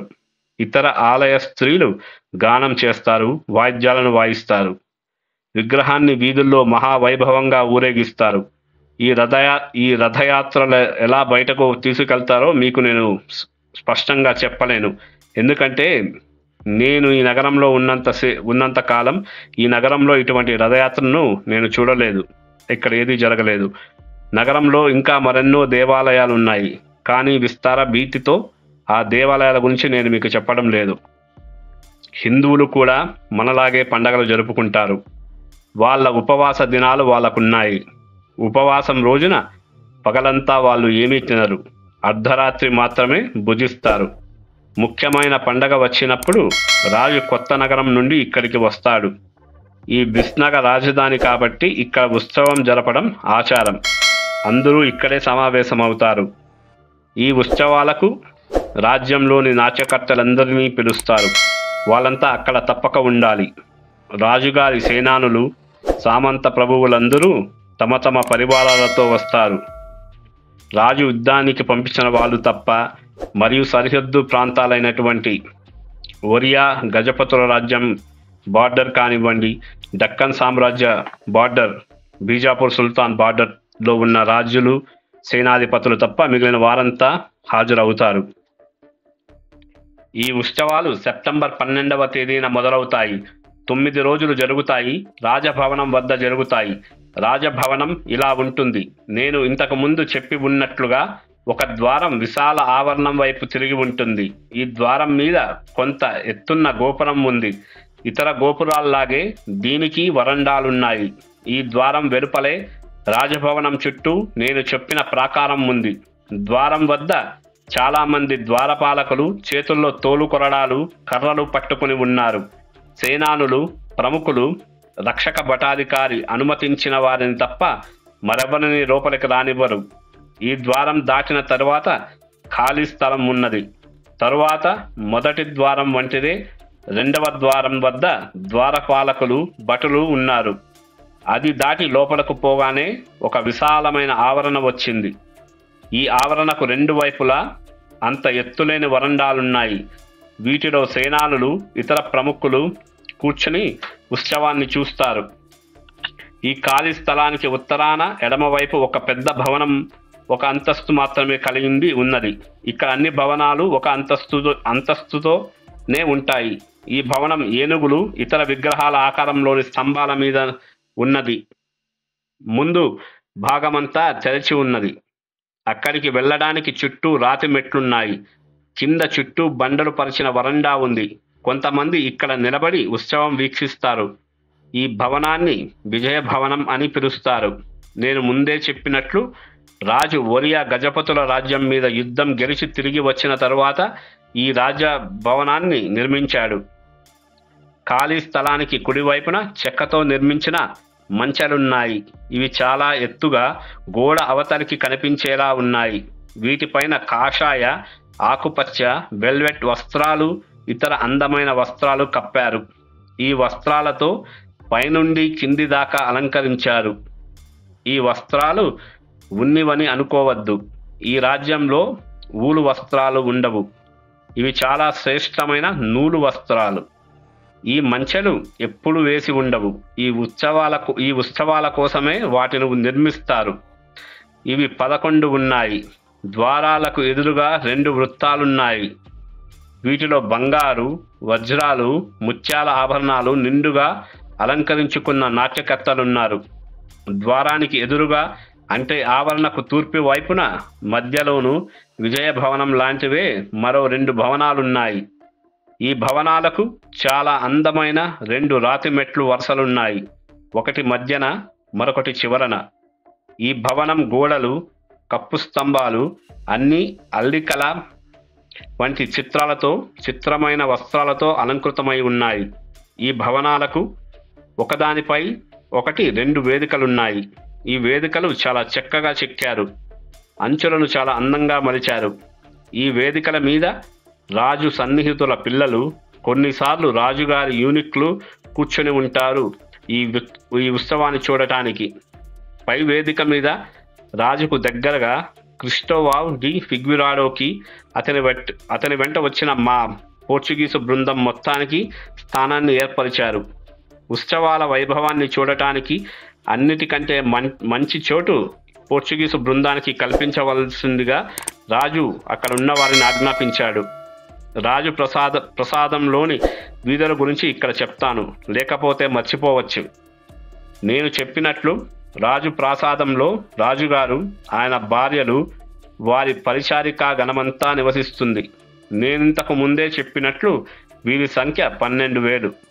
ఈ ఇళ్ల వరుసల్లో ప్రవేశించడానికి ఒక ద్వారం ఉన్నది. ప్రాసాదానికి విజయ భవనానికి మధ్య ఒక ద్వారం ఉంది. ఇదే లోపలికి వెళ్ళే తోవ. లోపల 34 వీధులున్నాయి. మళ్ళీ ఉత్సవాల్లోకి వద్దాం. ఈ విజయ భవనంలో ఒక గది ఉంది. ఈ గది మొత్తం వస్త్రాలతో నిర్మితం. తలుపు మూసి ఉంది. లోపల దేవతా విగ్రహం ఉంది. మరొక దానిలో భవనం మధ్య మెట్టుకుల వరుసకు ఎదురుగా ఒక వేదికను నిర్మించారు. ఈ వేదిక మీద రాజ్య సింహాసనం ఉంది. ఆ రాజ్య సింహాసనం ఎలా ఉందో ఇప్పుడు నేను వివరిస్తాను. 4 వైపులా చదునుగా ఉంది. పైన వృత్తాకారం కలిగి ఉంది. మధ్య భాగంలో ఖాళీ కూర్చునే ఒక చోటు ఉన్నది. ఇక దాన్ని చెక్క పని విషయానికి వస్తే అది మొత్తం పట్టు వస్త్రాలతో కప్పి ఉందని మీరు తెలుసుకోవాలి. బంగారు సింహాలు ఉన్నాయి. వస్త్రాల మీద ఖాళీలలో కెంపులు, సన్న ముత్యాలు తాపిన బంగారు పట్టీలున్నాయి. చుట్టూ 4 వైపులా బంగారు బొమ్మలున్నాయి. ఈ బంగారు బొమ్మల మీద వజ్రాలతో తాపారు. ఈ సింహాసనం మీద విగ్రహాన్ని, ఈ బంగారు దేవుని యొక్క విగ్రహాన్ని ఉంచారు. ఈ దేవుని విగ్రహం కూడా మొత్తం బంగారంతో చేయబడింది. గులాబీలు, ఇతర పుష్పాలతో మునిగి ఉంది ఆ దేవతా విగ్రహం. ఈ సింహాసనానికి ఒక వైపున కింద వేదిక పైన ఒక తలపాగా ఉంది. దీన్ని కూడా అదే విధంగా తయారు చేశారు. ఇది నిలువుగా ఒక జానడు అంత ఎత్తు ఉన్నది. పైన గుండ్రంగా ఉంది. మొత్తం నిండుగా ముత్యాలు, కెంపులు, ఇతర విలువైన రత్నాలతో అలంకృతమై ఉంది. పైన ఒక కాయ అంత పెద్ద ముత్యం ఉంది. ఇది పూర్తి గుండ్రంగా లేదు. రెండో వైపున ఈ విధంగానే నిర్మించిన ఒక కంకణం ఉంది, కాలికి ధరించేది. ఇది మరొక రాజాభరణం. పెద్ద ముత్యాలు, కెంపులు, పచ్చలు, వజ్రాలు తదితర విలువైన రత్నాలతో నిండుగా అలంకృతమై ఉంది. మనిషి భుజదండమంత లావు ఉంది. వీటికి ముందు వేదిక అంచున ఆనుకోవడానికి అనువుగా అమర్చిన దిండ్లున్నాయి. ఇక్కడే ఉత్సవ సమయంలో రాజు కూర్చొని ఉంటాడు. ఉత్సవాలిలా మొదలయ్యాయి. తెల్లవారగానే రాజు ఈ విజయభవనానికి వస్తాడు. దేవతా విగ్రహము, పూజలు ఉన్న గదికి వస్తాడు. ప్రార్థనలు, పూజలను చేస్తాడు. భవనం వెలుపల ఆయన సన్నిహితులు కొందరుంటారు. ఆవరణలో నాట్యకర్తలు నాట్యం చేస్తుంటారు. ఆవరణ చుట్టూ వరండాలలో చాలామంది సేనానులు, ప్రముఖులు ఉత్సవాలను వీక్షించడానికి వచ్చిన వారు ఉంటారు. భవన వేదిక సమీపంలో మైదానంలో 11 గుర్రాలు అందంగా అలంకృతమై నిల్చుని ఉంటాయి. వాటి వెనుక 4 అందమైన ఏనుగులు ఎన్నో అలంకారాలతో అలంకృతమై నిల్చుకొని ఉంటాయి. భవనంలోకి వెళ్ళి రాజు బయటకి వస్తాడు. ఆయనతో ఒక బ్రాహ్మణుడు ఒక బుట్ట నిండా తెల్ల గులాబీలతో వేదిక పైన రాజు దగ్గరికి వస్తాడు. రాజు 3 గుప్పిళ్ళ గులాబీలను గుర్రాల మీదకి విసురుతాడు. పూలు విసిరిన తర్వాత ఒక బుట్ట సుగంధ ద్రవ్యాలను, అత్తర్లను గుర్రాల మీద వాసన చూపించినట్లుగా నటిస్తాడు. గుర్రాలతో ఈ పని ముగిసిన తర్వాత రాజు ఏనుగుల దగ్గరకు వెళ్ళి మళ్ళీ ఇదే కార్యక్రమాన్ని చేస్తాడు. రాజు ఈ పని పూర్తి చేసిన తర్వాత బ్రాహ్మణుడు బుట్ట తీసుకుని వేదిక మీదికి వస్తాడు. అక్కడ నుండి గులాబీలు, ఇతర పుష్పాలు అన్ని గుర్రాల మీద చల్లుతాడు. ఈ పని పూర్తి చేసిన రాజు దగ్గరికి తర్వాత ఆ బ్రాహ్మణుడు వెళతాడు. తర్వాత రాజు మళ్ళీ తన దేవతా విగ్రహం దగ్గరకు వెళతాడు. రాజు కూర్చున్న తర్వాత తెరలెత్తుతారు. అక్కడి నుండి రాజు విగ్రహానికి, దేవతా విగ్రహానికి 24 దున్నలు, 150 గొర్రెలను బలిని చూస్తాడు. విగ్రహానికి ఈ బలి నైవేద్యాన్ని పెడతారు. ఈ బలికి బాధ్యుడైన వ్యక్తి ఒక రకమైన పెద్ద కొడవళ్లను ఉపయోగిస్తాడు. ఈ దున్నలను, గొర్రెలను ఒక్కొక్క దాన్ని ఒకే ఒక్క వేటుతో నరకాలి. వాళ్ళు ఎంత ఆత్మవిశ్వాసంతో వేటు వేస్తారంటే ఒక్కటి కూడా వేటు తప్పదు. ఈ విషయం మీరు తెలుసుకోవాలి. ఈ పశుబలి పూర్తయిన తర్వాత రాజు బయటకి వెళతాడు. ఇతర పెద్ద భవనాలకు వెళతాడు. వాటి వేదికల పైన బ్రాహ్మణులు పెద్ద గుంపుగా ఉంటారు. రాజు మెట్లు ఎక్కి వేదిక పైకి చేరగానే వాళ్ళు ఆయన మీద గులాబీల వర్షం కురిపిస్తారు. ఆయనకు దగ్గరగా ఉన్న వాళ్ళు తర్వాత ఆయన భవనాల పైన ఆ చివరి నుండి ఈ చివరి దాకా నడుస్తాడు. చివరికి చేరుకున్న తరువాత ఆయన తన టోపీని తీసి నేల మీద పెట్టి ఆ దేవతా విగ్రహం వైపు తిరిగి బోర్లా పడుకొని నమస్కరిస్తాడు. లేచిన తర్వాత భవనం లోపలికి వెళతాడు. లోపల ఆవరణలో ఒక చిన్న మంట వేస్తారని, దానిలో కెంపులు, ముత్యాలు, ఇతర విలువైన రత్నాలు, సుగంధ ద్రవ్యాల పొడిని ఆయన ఆ అగ్నిలో వేస్తాడని చెప్తారు. ఇది పూర్తి అయిన తర్వాత గుడిలోకి వెళ్ళి కొంచెం సేపు కూర్చుంటాడు. ఆ సమయంలో ఆ భవనంలోనే ఉన్న ఆయన సన్నిహితులు కొందరు మరొక ద్వారం ద్వారా ప్రవేశించి రాజుగారికి వందనాలను సమర్పిస్తారు. తరువాత ఆయన తానంతకు ముందు గుర్రాల మీదకు పూలు విసిరిన చోటకి వస్తాడు. ఆయన అక్కడికి రాగానే సేనానులు, పుర ప్రముఖులంతా ఆయనకు సలాంలు అందిస్తారు. కానుకలు ఇవ్వదలిచిన వారు రాజుకు కానుకలను ఇస్తారు. తరువాత వచ్చిన వారంతా తమ తమ ఇళ్లకు వెళ్ళిపోతారు. నేను ఇంతకు ముందు చెప్పిన ద్వారం నుండి రాజు తన భవనం లోపలికి వెళతాడు. ఆస్థాన నాట్యకత్తెలు, బయడరేలు గుడిలోని విగ్రహం ముందు అలాగే చాలాసేపు నాట్యం చేస్తూనే ఉంటారు. ఈ 9 రోజులు ప్రతిరోజు ఉదయం జరిగే కార్యక్రమం ఇది. ప్రతిరోజు ఇది ముందు రోజు కంటే వైభవంగా జరుగుతుంది. మళ్ళీ ఉత్సవాల గురించి చెప్పుకుందాం. మధ్యాహ్నం 3 గంటలకు అందరూ రాజభవనానికి వస్తారు. అయితే అందరినీ లోపలికి ఒకేసారి రానివ్వరు. పోర్చుగీసు బృందమైన మమ్మలను 2 ద్వారాల మధ్య ఆవరణలోకి మొదటగా రానిచ్చారు. లోపలికి మల్లయోధులు, నాట్యకత్తులు ముందుగా వెళ్తారు. అన్ని అలంకారాలతో ఏనుగులు, గుర్రాలు, వాటి మీద కవచాలు, బల్లాలు పట్టుకుని అల్లికలున్న అంగీలు ధరించిన మహాయోధులు వెళతారు. వీరంతా లోపలికి వెళ్ళగానే ఆవరణలో చుట్టూ నిలబడతారు. భవనం మధ్య భాగంలో మెట్లకు ఎదురుగా ఉన్న పెద్ద నాట్య రంగస్థలంలోకి మల్లయోధులు ప్రవేశిస్తారు. తక్కిన వాళ్ళంతా అంటే బ్రాహ్మణులు, రాజుగారి సన్నిహితులు, పుత్రులు, వారి బంధువులు, ఈ అనేకమైన యువకులు రాజుగారి సేవల్లో నిమగ్నమై ఉంటారు. రాజభవనానికి ఎదురుగా ఉన్న ప్రవేశ ద్వారం వద్ద వీళ్ళంతా నిల్చుకొని ఉంటారు. అంతఃపుర అధికారులు అందరినీ వారి వారి స్థలాలలో క్రమశిక్షణగా ఉండేట్లు పర్యవేక్షిస్తుంటారు. రంగస్థలాన్నిటికీ ద్వారాలుంటాయి. ఆహ్వానం లేకుండా ఇక్కడికి ఎవరూ ప్రవేశించలేరు. రాజ్యంలో ప్రధాన వ్యక్తి సాల్వతినక అంటే మహామంత్రి తిమ్మరసు. ఆయన భవనంలోకి వెళ్ళి మొత్తం కార్యక్రమమంతా పర్యవేక్షిస్తాడు. రాజును పెంచి రాజును చేసింది ఈ మహామంత్రి తిమ్మరసే. అందువల్ల శ్రీకృష్ణదేవరాయలు ఆయనను తండ్రిగా భావించి గౌరవిస్తాడు. శ్రీకృష్ణదేవరాయలు ఆయనను ఎప్పుడూ సాల్వతినక ప్రభువు అని సంబోధిస్తాడు. రాజ్యంలోని సేనానులు, సామంత ప్రభువులంతా ఆయనకు వందనాలను సమర్పిస్తారు. ఈ సాల్వతినక ఒక ద్వారం వద్ద నిలబడి ఆవరణలో జరిగే కార్యక్రమాలన్నింటినీ పర్యవేక్షిస్తాడు. ఉత్సవానికి అవసరమైన వాటన్నింటికీ అనుమతులను ఇస్తాడు. ఇదంతా పూర్తయిన తర్వాత నేను మీకు ముందే చెప్పిన చోటికి అంటే సింహాసనం దగ్గరకు, ఇతర వస్తువులు ఉండే చోటికి వచ్చి రాజు కూర్చుంటాడు. లోపల ఉన్న వారంతా ఆయనకు సలాంలు అర్పిస్తారు. ఇది పూర్తి కాగానే మల్ల యోధులు నేల మీద కూర్చుంటారు. మల్ల యోధులు తప్ప మరెవరు ఎంత గొప్ప వ్యక్తి అయినా సరే రాజు కూర్చోమని చెప్పితే గాని, ఆజ్ఞాపిస్తే గాని తప్ప కూర్చోవడానికి వీలు లేదు. కానీ మల్ల యోధులు కూర్చోవచ్చు. మల్ల యోధులు తాంబూలం కూడా రాజు ముందర సేవించవచ్చు. మల్ల యోధులు, నాట్యకత్తలు తప్ప మరెవరు శ్రీకృష్ణదేవరాయలు మరి ఇతర రాజు సముఖంలో తాంబూలము తినకూడదు. వీరికి మాత్రమే మినహాయింపు ఉంటుంది. రాజు తన స్థానంలో కూర్చున్న తర్వాత ఆయనతో పాటు నలుగురిని కూర్చోమని అనుమతిస్తాడు. వీళ్ళు ఆయన కులానికి చెందిన వాళ్ళు. రాజులు ఆయన భార్యలకు తండ్రులు.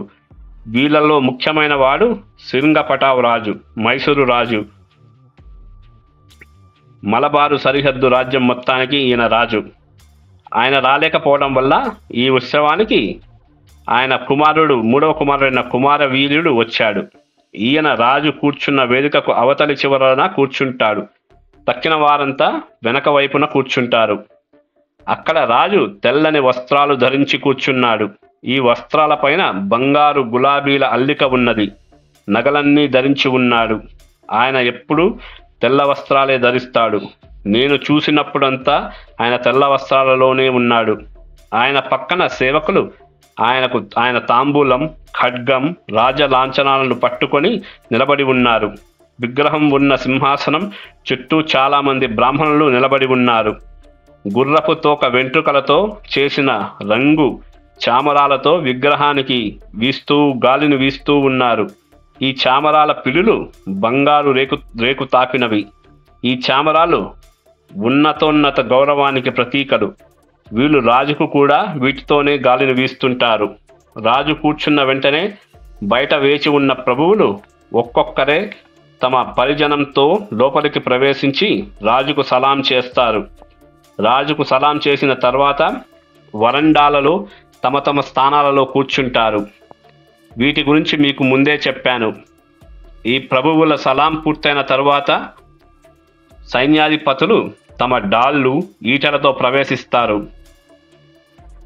తరువాత వెలుకాళ్ళ సైన్యం అధిపతులు, ఈ సేనానులు ఆవరణలో చుట్టూ ఏనుగులకు ముందు నిలబడతారు. వీరు రాజు యొక్క రక్షక దళం. ఇతరులెవరు ఆవరణలోకి, రాజు దగ్గరలోకి ఆయుధాలు ధరించి రావడానికి వీల్లేదు. సైనికులంతా తమ తమ స్థానాల్లో నిలబడిన తర్వాత స్త్రీలు నాట్యం ప్రారంభిస్తారు.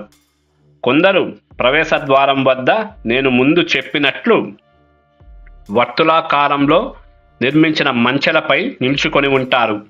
ఈ స్త్రీలు తమ శరీరాల మీద ధరించిన ఆభరణాలను నేను ఖచ్చితంగా వర్ణించి తీరాల్సిందే.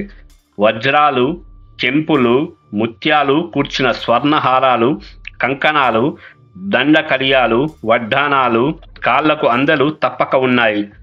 ఆశ్చర్యకరమైన విషయం ఏమిటంటే ఇటువంటి వృత్తి నవలంబించే స్త్రీలు ఇంత సంపద కలిగి ఉండడం నేను నమ్మలేకపోయాను.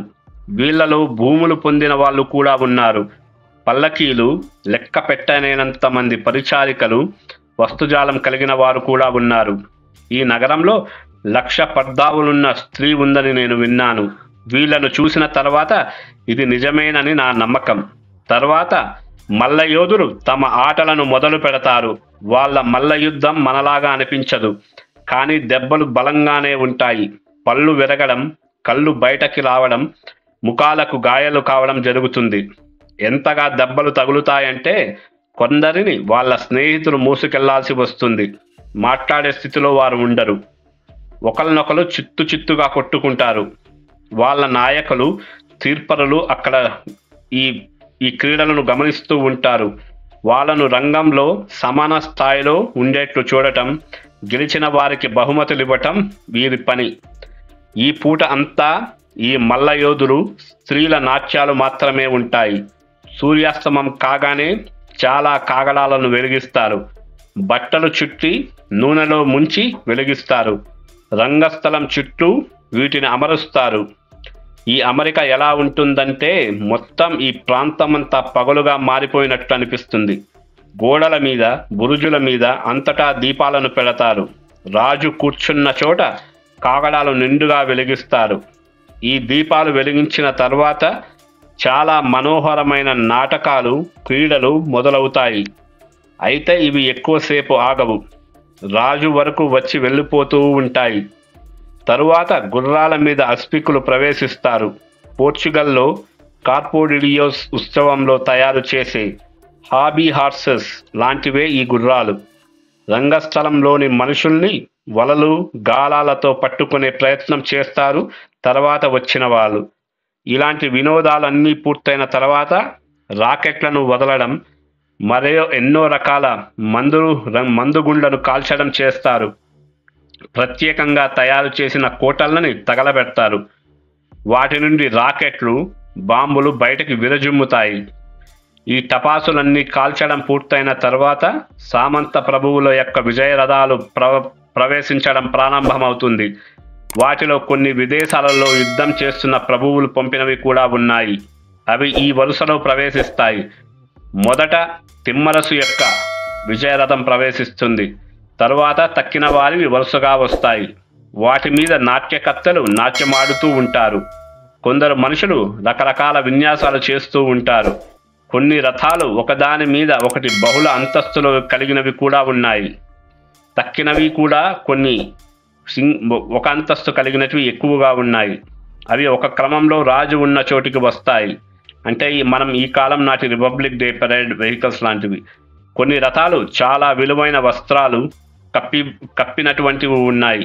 రథాలు వెళ్ళిపోయిన వెంటనే రాజలాంఛనమైన అమూల్యమైన రంగు వస్త్రాలు, గులాబీలు, ఇతర పుష్పాలు తలల మీద, మెడలలోనూ అలంకరించబడిన అనేక అశ్వాలు రావడం మొదలైంది. వాటి కళ్ళాలు బంగారు నీరుతో తాపినవి. ఈ గుర్రాలన్నిటికంటే ముందు 2 రాజఛత్రాలతో ఒక గుర్రం నడుస్తుంది. తక్కిన వాటికంటే దీని వైభవం అమోఘమైనది. కళాధ్యక్షుడు దీన్ని కళ్ళం పట్టుకొని నడిపిస్తాడు. దీనికంటే ముందు ఒక గుర్రం కుడికి ఎడమకు అర్ధచంద్రాకారంలో ఎగురుతూ, గెంతుతూ, కుప్పిగంతులు వేస్తూ, ఆడుతూ ముందుకు నడుస్తుంది. ఇక్కడ గుర్రాలన్నిటికీ ఈ ఆటలో ఈ శిక్షణను ఇచ్చారు. ఈ రాజనాంచరాలతో వైభవంగా నడిచే గుర్రం రాజు అయినటువంటి శ్రీకృష్ణదేవరాయలు యొక్క గుర్రం. ఈ గుర్రం మీదే రాజు శపథం చేస్తాడు. ఈ విధంగా రాజుల రాజస్వీకారం జరుగుతుంది. ఇంతకు ముందటి రాజులలాగా ఈయన కూడా అలానే సింహాసనం ఎక్కారు. తరువాతి వాళ్ళు అలాగే రాజులవుతారు. ఈ గుర్రం చనిపోతే దాని స్థానంలో రాజు కోసం మరో గుర్రాన్ని నియమిస్తారు. గుర్రం మీద కూర్చుని రాజ్యాధికారం స్వీకరించడం ఇష్టం లేకపోతే ఏనుగు మీద కూర్చుని స్వీకరించవలసి వస్తుంది. ఆ ఏనుగుకు కూడా గుర్రానికి ఇచ్చే స్థానాన్నే ఇస్తారు. వీటినే పట్టపు గుర్రము, పట్టపు ఏనుగు అని పిలుస్తారు. ఈ గుర్రాలు నేను ముందుగా చెప్పినట్లు మైదానంలో 2 సార్లు వర్తులాకారంలో తిరుగుతాయి. తర్వాత మైదానం మధ్య 5-6 వరుసల్లో నిలబడతాయి. పట్టపు గుర్రం అన్నిటికంటే ముందు నిలబడుతుంది. అన్ని రాజుగారికి ఎదురుగా నిలబడతాయి. అవి ఎలా నిలబడతాయంటే వాటికి అక్కడున్న మనుషులకు మధ్య చుట్టూ దారి ఉంటుంది. ఈ గుర్రాలన్నింటికీ ఈ విధంగా నిలిపిన తరువాత రాజభవనంలో నుండి ఒక బ్రాహ్మణుడు, రాజుగారి పురోహితులందరిలో అగ్రస్థాయి వాడు, మరో 2 బ్రాహ్మణులతో తన చేతుల్లో ఒక పాత్రలో ఒక కొబ్బరికాయ, బియ్యం, పూలు పట్టుకొని వస్తాడు. తక్కిన వాళ్ళు ఒక కుండలో నీళ్లు తెస్తారు. గుర్రాల వెనక ఉన్న దారిలో చుట్టూ వీళ్ళు పరిక్రమిస్తారు. ఈ ప్రక్రియ పూర్తయిన తర్వాత ఆ బ్రాహ్మణుడు మళ్ళీ రాజభవనంలోకి తిరిగి వెళ్ళిపోతాడు. ఇది పూర్తయిన తర్వాత లోపలి నుండి 25-30 మంది స్త్రీ ద్వారపాలికలు చేతుల్లో బెత్తాలతో, భుజాలపై కొరడాలతో ప్రవేశిస్తారు. వాళ్ళ వెనక చాలామంది యూనిక్లు ప్రవేశిస్తారు. యూనిక్లు వచ్చిన తర్వాత చాలామంది స్త్రీలు బూరలు, మద్దెలు, కొమ్ములు, వీణలు మరియు ఇతర వాయిద్యాలను పట్టుకొని వాయించుకుంటూ వస్తారు. వారి వెనుకనే స్త్రీజనం ఈ విధంగా ప్రవేశిస్తుంది. వీళ్ళు చాలా విలువైన పట్టు వస్త్రాలను ధరిస్తారు. తలలపై కొల్లాయిలని ఎత్తైన టోపీలను పెట్టుకొని ఉన్నారు. ఈ టోపీల పైన పెద్ద ముత్యాలతో చేసిన పుష్పాలను ధరిస్తారు. మెడలో ఎన్నో కెంపులు, వజ్రాలు, పచ్చలు, ముత్యాలు పొదిగిన కంఠాభరణాలను ధరిస్తారు. అనేక వరుసల ముత్యాల హారాలు, కత్తులు తగిలించే బెల్టులను ధరిస్తారు. ముంజేతులకు కంకణాలను ధరిస్తారు. దండలు సగం వరకు ఖాళీగా ఉంటాయి. తక్కిన భాగంలో అన్ని రకాల విలువైన రత్నాలు తాపిన కంకణాలను ధరిస్తారు. నడుముకు రత్నాలు తాపిన బంగారు వడ్డానాలు, కటిహారాలు ధరిస్తారు. ఇవి అనేక వరుసలుంటాయి. ఒకదాని కింద ఒకటి తొడలకు సగం వరకు ఇవి వేలాడుతూ ఉంటాయి. ఈ వడ్డానాలతో పాటు ఇంకా అనేక నగలను ధరిస్తారు. ముంజేతులకు అనేక వరుసల ముత్యాల దండలను ధరిస్తారు. చేతులకు తక్కిన అన్ని ఆభరణాల కంటే విలువైన కడియాలను ధరిస్తారు. వీళ్ళు చేతులలో చిన్న నీటి కూజాల లాంటివి పట్టుకొని బంగారు పాత్రలు పట్టుకొని ఉంటారు. వీటి లోపల కొన్ని వలయాలుగా లక్కతో ముత్యాలు అతికించి ఉన్నాయి. ఈ పాత్ర మధ్య దీపం ఉంటుంది. వీళ్ళు వరుసగా ఒకరి వెనుక ఒకరు వస్తారు. దాదాపు 60 మంది ఉంటారు. అందరూ 16-20 ఏళ్ల మధ్య వయసులో మంచి వన్నె కలిగిన యువతులు. వీళ్ళలో ఒక్కొక్కరు తమ శరీరం మీద ధరించిన ఆభరణాల మొత్తం విలువను లెక్కగట్టగల వ్యక్తి ఎవరు? వాళ్ళు ధరించిన కంకణాలు, బంగారు వజ్రాభరణాల బరువుతో వాళ్ళలో కొందరు తమను తాము నిలబడలేరు. వారి చేతులకు ఊతగా కొందరు స్త్రీలు వాళ్ళతో నడుస్తారు. ఈ విధంగా ఈ వేషంలో వీళ్ళు గుర్రాల చుట్టూ 3 సార్లు తిరుగుతారు. తర్వాత రాజభవనంలోకి వెళ్ళిపోతారు. ఈ స్త్రీలు వీరితో నడిచిన ఇతర స్త్రీలు రాణులు, చెలికత్తెలు. ఈ 9 రోజులు తమకు నిర్దేశించిన రోజున ఒక్కొక్క రాణి తన పరివారంతో స్త్రీలను కలుపుకొని ఈ విధంగా వస్తుంది. ఉత్సవ అధికారులు రాజుగారు నిర్ణయించిన పద్ధతిలో ఆచారం ప్రకారం ఈ రోజులను ఒక్కొక్క రాణికి విభజించబడి ఇవ్వబడుతుంది. ఈ స్త్రీలు ప్రతిరోజు మరింత అందంగా, వైభవంగా అలంకరించుకొని వస్తారు. తమ అలంకారాలను, ఆభరణాలను ప్రదర్శించడం వాళ్ళకు ఎంతో సంతోషకరమైన కార్యం. ఈ స్త్రీలు తిరిగి రాజభవనంలోకి వెళ్ళిపోయిన తర్వాత గుర్రాలు కూడా వెళ్ళిపోతాయి. తర్వాత ఏనుగుల రావడం మొదలు పెడతాయి. తమ సలాం ముగించుకొని అవి కూడా వెళ్ళిపోతాయి. అవి వెళ్ళిపోయిన తర్వాత రాజు భవనం చివర ఉన్న చిన్న ద్వారం గుండా లోపలికి వెళ్ళిపోతాడు. తరువాత బ్రాహ్మణులు లోపలికి వెళ్ళి ఒక విగ్రహం తీసుకొని దాన్ని విజయభవనానికి తీసుకువెళతారు. ఇక్కడే నేను ఇంతకుముందు వర్ణించిన వస్త్ర నిర్మితమైన గది ఉన్నది. రాజు వెంటనే లోపల నుండి ఇక్కడికి వస్తాడు. దేవతా విగ్రహం వద్దకు వెళ్ళి ప్రార్థనలు, పూజలు చేస్తాడు. తర్వాత మరికొన్ని దున్నలను, గొర్రెలను తెచ్చి ముందు చెప్పిన విధంగానే బలి ఇస్తారు. ఇప్పుడు నాట్యం చేయడానికి వేశ్యలు ప్రవేశిస్తారు. దున్నల, గొర్రెల బలి పూర్తి కాగానే రాజు లోపలికి వెళ్ళిపోతాడు. భోజనానికి వెళతాడు. ఈ 9 రోజులు శ్రీకృష్ణదేవరాయలు పగలంతా ఉపవాసం చేస్తాడు. మొత్తం కార్యక్రమం పూర్తి అయ్యే వరకు ఏమీ కూడా తినడు. అర్ధరాత్రి మాత్రమే భోజనము చేస్తాడు. బయలుదేరేలు విగ్రహం ముందు తర్వాత చాలాసేపటి వరకు నృత్యకారిణులు అందరూ కలిసి నాట్యము చేస్తూనే ఉంటారు. ఈ విధంగా 9 రోజులు ఉత్సవాలు జరుగుతాయి.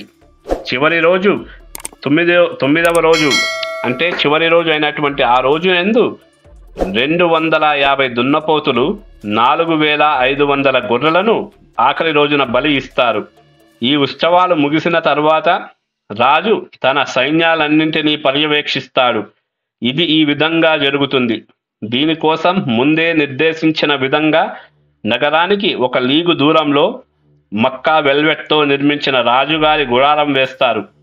ఈ గుడారంలో రాజభవనం వరకు రాజాస్థానంలో తమ హోదాను బట్టి సేనానులు తమ సైన్యాలతో ప్రత్యేక వేషధారణతో వరుసలలో నిలబడిపోతారు. కొన్ని చోట్ల ఒకరి వెనుక ఒకరు 2-3 కూడా ఉంటారు. చెరువు ఉన్న చోట దాని చుట్టూ సైనికులుంటారు. దారి ఇరుకుగా ఉన్న చోట మైదానమంతా నిలబడతారు. అలాగే కొండలు, పర్వత సానువుల్లోనూ అలా మైదానం కానీ కొండలు కానీ సైనికులతో నిండిపోతాయి. ఈ క్రమంలో ప్రతి సేనాని తన సైన్యాలను నిలబెడతాడు. నగరంలో సైన్యాలు నిలబెట్టిన సేనానులు ఇళ్ల కప్పుల మీద సైనికులను నిలబెట్టలేరు కాబట్టి వీధుల్లో 2 వైపులా మంచెలు నిర్మించి సైనికులను నిలుపుతారు. ఈ విధంగా నగరంలోనూ బయట సైన్యం నిండిపోయి ఉంటుంది. వీళ్ళ ఆయుధాలు, అలంకరణ గురించి ఇప్పుడు నేను మీకు వర్ణిస్తాను. అశ్వికులు అశ్వాలను అధిరోహించి ఉంటారు. ఈ అశ్వాలు నిండుగా అలంకృతమై ఉంటాయి. కొన్నిటి నుదుళ్ల మీద వెండి రేకులుంటాయి. ఎక్కువగా బంగారు నీరెక్కించిన రేకులను ఈ గుర్రాల తలలపై కడతారు. వీరి కవచాలు అనేక వరుసల గట్టిముడి చర్మంతో చేసినవి. వీటి మీద ఇనుప రేకులు అమర్చారు. ఈ ఇనుప రేకులు ఈ కవచాలను మరింత దృఢంగా చేస్తాయి. కొందరు బంగారు, వెండి రేకులతో పట్టుతో తయారు చేసిన కంఠ కవచాలు ధరించగా, తక్కిన వాళ్ళు అద్దంగా మెరిసే స్టీలు కంఠ కవచాలు ధరించారు. నడుములకు ఖడ్గాలు, గొడ్డలు తగిలించుకొని ఉన్నారు. చేతుల్లో ఈటలు ధరించారు. ఏనుగులు కూడా గుర్రాలలాగే అలంకృతమై ఉన్నాయి. వాటి మీద వెల్వెట్, బంగారం, ఇతర విలువైన వస్త్రాలు కప్పుతారు. అంచులకు కుచ్చులుంటాయి. రంగురంగుల వస్త్రాలు అలంకరించబడ్డాయి. గంటలు కూడా కడతారు. వీటి శబ్దంతోనే నేల ప్రతిధ్వనించినట్టు అనిపిస్తుంది. వాటి తలల మీద గొప్ప మృగాల ముఖాలు చిత్రించి ఉన్నాయి. వీటి మీద 3-4 సైనికులు కవచాలు ధరించి, బల్లాలు, డాళ్ళు ధరించి ఉన్నారు. అంతా యుద్ధానికి సన్నద్ధమైనట్లుగా నిలుపుతారు. ఇక కాల్బలం విషయానికి వస్తే, కొండలు, గుట్టలు, లోయలు అన్నీ ఈ కాలి బంట్ల సైనికులతో నిండిపోయి ఉంటుంది. ప్రపంచంలో మరెక్కడా ఇటువంటి దృశ్యం కనిపించదు. వాళ్ళ ఖడ్గాలు కూడా అద్భుతంగా అలంకరితమై ఉన్నాయి. ఇక విల్లుకాల సంగతి. వారి ధనస్సులు బంగారం, వెండి తాపడం చేసినవి. తక్కినవి బాగా మెరుగుపెట్టినవి. బాణాలు చక్కగా ఉన్నాయి. వాటికి అమర్చిన ఈకలు సాటిలేని విధంగా ఉన్నాయి. నడుముకు బాకులు, గొడ్డళ్ళు తగిలించుకొని ఉన్నారు. వీటి పిడులు కొనల బంగారం, వెండితో చేసినవే. తరువాత తుపాకులతో మస్కిటీర్ల గురించి చెప్పాలి. వీళ్ళు కూడా మందపు అంగీలలో అంత క్రమశిక్షణతో తమ తమ నివాసాలు ముందుగా నిలబడి ఉన్నారు. వీళ్ళందరి సాహసము చూసి మీరు ఖచ్చితంగా ముగ్ధులవ్వాల్సిందే. తరువాత మూర్లు అనగా ఇక్కడ ముస్లిం సోల్జర్స్. మూర్లు మర్చిపోకూడదు. వాళ్ళు కూడా తమ డాళ్ళు, ఈటలు, టర్కిష్ విల్లులు, బాంబులు, బల్లాలు, అగ్ని యంత్రాలతో సైన్య సమీక్షలో పాల్గొన్నారు. వాళ్ళలో ఈ ఆయుధాలను ప్రయోగించడంలో గొప్ప నేర్పరిగలవారని చూసి నేను చాలా ఆశ్చర్యపోయాను. రాజు తన భవనం నుండి నేను ముందే చెప్పిన పట్టపు గుర్రం మీద బయలుదేరాడు. విలువైన ధవల వస్త్రాలు ధరించాడు. ఆయనతో రాజలాంఛనాలుగా 2 ఛత్రాలుంటాయి. ఇటువంటి ఉత్సవాలకు తగినట్లుగా రాజు అనేక ఆభరణాలు, అలంకారాలను ధరించాడు. తర్వాత సామంత ప్రభువులు, సేనానులు, ఇతర ప్రముఖుల వైభవాన్ని వివరిస్తాను. ఇదంతా నేను సంపూర్ణంగా వర్ణించలేకపోవచ్చు. ఒకవేళ నేను వర్ణించి ప్రయత్నం చేసినా నమ్ముతారనుకోను. గుర్రాలు, మనుషులు ధరించిన వేషం, ఆయుధ సామాగ్రి, వివిధ లోహాల రేకులు, ఇవన్నీ వర్ణించడానికి నా వద్ద మాటలే లేవు. నేను గుర్రం మీద పోతూ ఇదంతా చూడడానికి తలను అటూ ఇటూ తిప్పడంలో స్పృహ కోల్పోయి గుర్రం మీది నుండి వెనక్కు పడినంత పని అయింది. ఈ మొత్తం విలువ గురించి ఆశ్చర్యపడవలసిన అవసరమే లేదు. ఎందుకంటే ఈ దేశంలో అంత ధనం ఉంది. రాజులు అందరూ అంత సంపన్నులు కూడా. రాజుగారికి ముందు చాలా ఏనుగులు నడిచాయి. ఇవన్నీ నేను చెప్పినట్లు గొప్పగా అలంకృతమై ఉన్నాయి. రాజుగారికి ముందు సుమారు 20 గుర్రాలు నడిచాయి. ముందు 8 మంది, వెనక 8 మంది, 16 మంది దీన్ని మోస్తారు. భుజాలు మార్చుకోవడానికి వీరి వెంట ఇంకొంతమంది ఉంటారు. ఈ బంగారు తాపడం చేసిన పల్లకిలోనే నేను ఇంతకుముందు చెప్పిన ఆ దేవతా విగ్రహం కూడా ఉంటుంది. ఆ విధంగా రాజు తన భవనం నుండి సైనికులను, తన సైనిక అధిపతులను పర్యవేక్షిస్తూ ముందుకు వెళుతూ ఉంటాడు. ఈ సైనికులు రాజు వస్తున్నగా పెద్దగా జయధ్వానాలు చేస్తారు. తమ డాళ్ల మీద కొట్టి పెద్దగా శబ్దం చేస్తారు.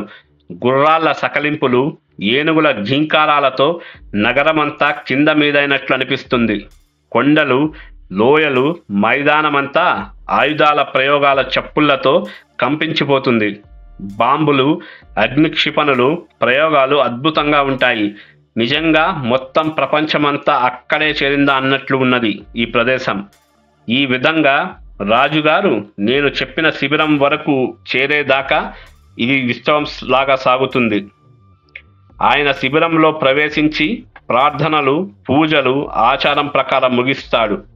రాజు శిబిరానికి చేరగానే సైనికులు తమ స్థానాల నుండి కదులుతారని భావించారు. అస్సలు కాదు. రాజు మళ్ళీ బయటకి వచ్చే వరకు సైనికులంతా తమ తమ స్థానాల్లో బొమ్మల్లాగా నిలబడిపోతారు. రాజు పూజలు ముగించుకొని బయటకు వచ్చిన వెంటనే ఆయన మళ్ళీ గుర్రం ఎక్కి నగరం వైపు పయనిస్తాడు.